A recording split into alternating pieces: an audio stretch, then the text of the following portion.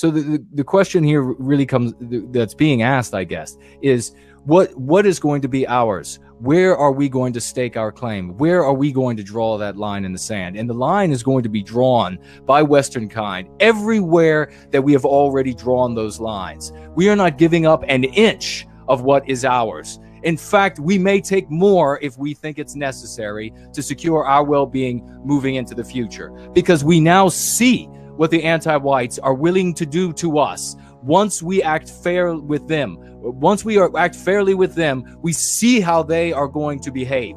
And how they're going to behave is they're going to do things like they're doing in New York right now, where they just passed a law that says abortion can take place at any point in a pregnancy, including delivery, for God's sake. What kind of leathern wings, hooven-footed monsters vote for something like that? And they repeal the law that says it is the duty of the caregivers to rescue the lives of the babies that they abort, who end up still being alive, who end up, after they have them out of their mothers, still being alive. There used to be a law in the state of New York that said that they had to render aid to protect these babies, and now that is gone. Folks, now that means that these horned bastards can lay the child on a concrete floor in a pool of its blood until it is dead. Those are the kinds of monsters that have now taken charge in our civilization. So we will tell them this: we have drawn these lines. Our ancestors have drawn these lines in the sand, in the dirt, in the rivers, in the mountains, and they have drawn them with their blood.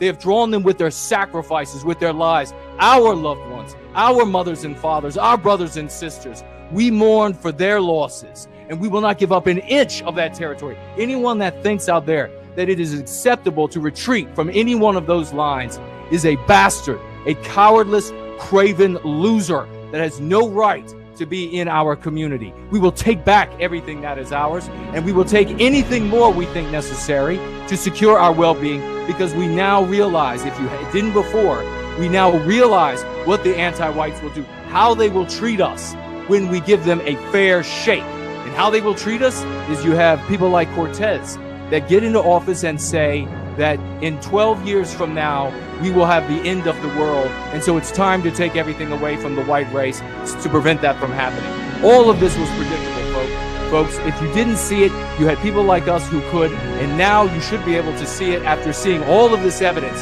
that they have presented to us, that they are presenting to you on a daily basis. How much more are you going to take before you will say enough is enough? How many more little boys are they going to dress up in little girl outfits and parade out there as little girls and parade out there as sex objects with naked men before you say enough is enough? And you're going to put your foot down, you're going to put your money and your efforts and your time and your talents forward in this fight for white well-being.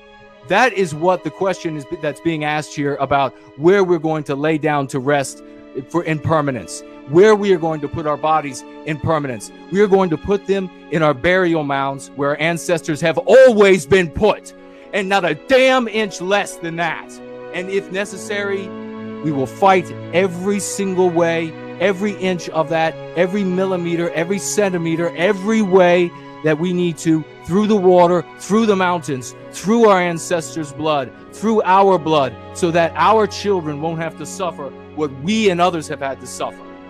I'll pass it back. There's going to be an archive of these one day. You're listening to a future leader